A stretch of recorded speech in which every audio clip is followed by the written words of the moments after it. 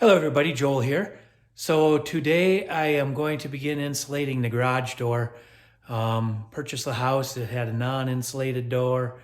It's a good door, still got really good life left in it, but I do want to get some R value in these panels.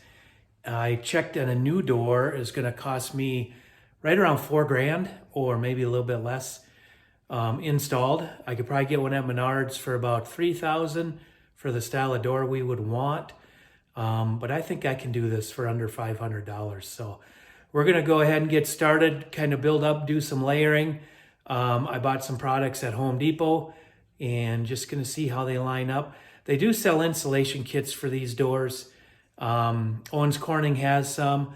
They're all right around an R value of 8, maybe a little bit higher, some of them. I've seen some put some batt insulation in also, and we're just going to try to layer some things up, and I'll show you as we progress here. Okay, so here's what I've come up with so far. This R-Tech insulation is pretty flexible. It's got a foil back on the one side. It's got a poly on the other side, just a very kind of a thin plastic. And I got that at Home Depot, and I'm also using some of this foil. It's a foil, kind of a bubble wrap, basically, is what it is. But this has R value of 3 when used on a garage door. And it said right on the chart. And then this one has, I don't recall what the R value was on this one. I think it was up to 5. R value of 5, if I'm not mistaken. But anyways, I'll find that out and I'll get that information. But I've got it installed in one panel here. And what I did is I put 2 of the foil backs right up tight where it's irregular. You can see this is a raised panel garage door, so it's a bit irregular. So I pushed 2 foam panels, or the bubble wrap panels in first, and I made it the exact size of the panel. So I'll stand back. I made the bubble wrap size all the way to fit the entire panel. And then you can see that there's a little bit of a gap on the top, a little bit of a gap on the bottom in order to push this panel in. This is a 1-inch panel into the entire space. And then I have to slide it around just a little bit. So I cut it a little bit smaller so I could get it to rest in behind those lips, if you can get what I'm saying. There's lips under here. So I've got the foam essentially up into this area right in here, and then the rest of this hard panel, so to speak, goes in on top of it. So now I've got this poly. I was going to use FRP, but this poly is half the price of the FRP. So I went ahead and got a sheet of that, and that's how I'm going to finish off. I could leave it just like this, but it's not very puncture resistant, that styrofoam. So I'm going to put that poly in and just see how it goes. I would prefer to use, like I said, FRP, because I think FRP would be sturdy enough just to slide in there and let friction hold it in place. But we'll see what this poly piece does, and I'll get back to you. All right, so I made a material run. I'm pretty satisfied with the mock-up and how this is going to work out. I'd use the last part of one of the rolls of the bubble wrap, foil bubble wrap, so to speak. And that piece together, and then I'll put a full piece right over the top of it. I'm not worried about having some pieces in to use this stuff up. It's gonna be fairly tight in there, so that'll be all right. But I'm just using this double reflective insulation right from Home Depot. Got some 48 by 25s and then 24 by 25. Hopefully that will be enough. Should have some extra, I'm guessing. Then this R-Tech foam. Again, that's from Home Depot. So I've picked up what I need there. And the plastic, it's kind of, they're just calling it a Plastech. It's kind of a PVC material, but it's just a 4x8. In a bright white. It's super easy to cut. I just use a razor knife, utility knife, and it cuts right through just fine. And I'm also using this Loctite power grab to fasten the white plastic piece to my rigid foam on the back side. So that's giving me a really nice tight fit. If you don't do that, you're going to have a little bit of a sag right here. Along this, it's just not going to hold in tight. But now with that bonded to the foam, it's made this one nice big happy unit. And then the last thing I'm going to do is I got some spray foam, and I'm going to shoot in. This is the glue from the garage door. That's not the spray foam. I'm going to shoot in just in each corner on these ends, just to kind of hold the panels in place, keep them honest. And I think that will do a good job keeping these rigid and sturdy. But I would say that looks just like a factory panel. If you ask me, obviously it's not all pressed in with good insulation or better insulation, but this is, I think, going to be fantastic. But I'll give you a shot after I get some more done. We'll see where we're at and how it goes. Okay, so I take the panels, the bubble wrap pieces, and there's a natural curve to this off of the roll. So what I've been doing is putting the rounded side out on this piece and then in on the next piece. And it just seems, I don't know, it just seems to kind of fit better.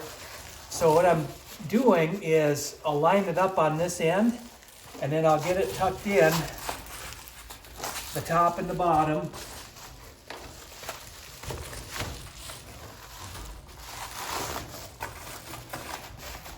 And then down on this end, I'll go ahead and I'll tuck it right in and let it kind of curve back around. So I'm getting a really good seal on that. Kind of a no man's land back in there. Watch your fingers on these screws. They're kind of sharp on the back side, so don't cut your hand. So now that's in, both top and the bottom, nice and flush on that end. And then I'll do the opposite fit with this piece here. And I'll bring that up, tuck that up into the top, and then I'll go ahead and tuck the end in just like I did the other one. Get a real nice tight fit. So now I've basically got this foil liner in this entire panel, top and bottom, side to side. Now my next piece will be just a little bit shy of this so I can fit it in and slide it one way and the other, and also tuck it in to the side over here.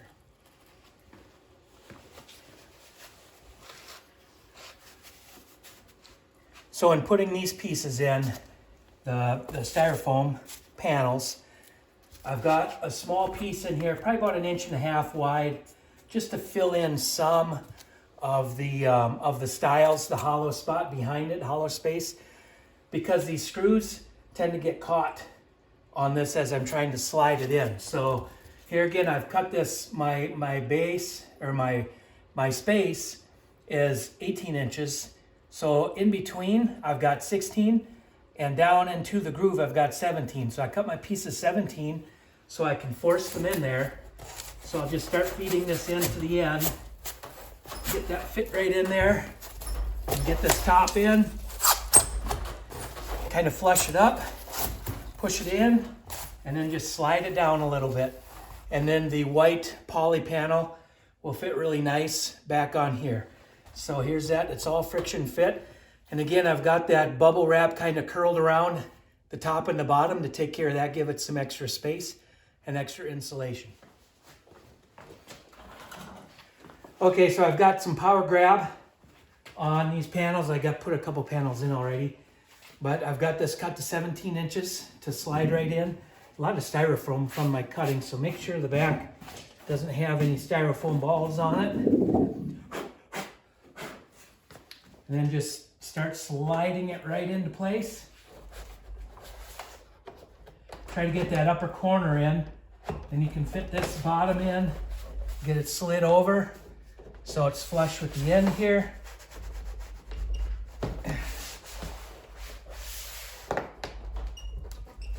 Okay, and then push the bottom in. and then go ahead and slide it down a little bit.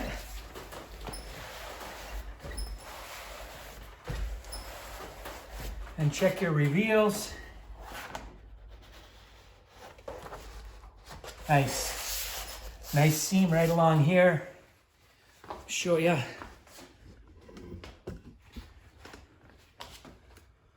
Sorry for the light. It's terrible light in this garage. But you can see the seam right here is pretty good. Without the power grab, this thing will bow out. And it just doesn't look very good. So now I'll just go ahead and press, make sure my panel is fully adhered to the power grab. And then I'll get on to the next panel. All right, there we have it, everybody. Finished product. Now, I do need to tell you that I had the garage door company come over today, and he put a couple more turns on the springs for me. After I had, I was only missing this panel of the poly backer, but the door was too heavy for the opener to lift. Pretty small little genie lift here. I do plan on putting a jack shaft opener on. I'd like to gain this space back. I don't know, it's just kind of a mental thing for me. So I don't have this big apparatus of a garage door opener up here. We've had them forever, but now that they make these jack shaft ones for residential doors, I'm gonna go ahead and do that since I have the opportunity, and I'm just gonna put it over here. That'll be another video coming up. But all in all, I think it turned out really well. Just having this insulation in, I'm utilizing this small little plug-in space heater for now while I've been working out here, and it's raised it up about 10 degrees. So quite comfortable. It's about 25 outside here in Colorado, and inside it was 45 when I started. Now I'm up to 55 degrees. So very comfortable. Again, have a garage door company come and work on the spring. I almost did it myself, but boy, I've seen some really bad situations with these garage door opener or the garage door springs. It's just a dangerous situation if you don't know what you're doing.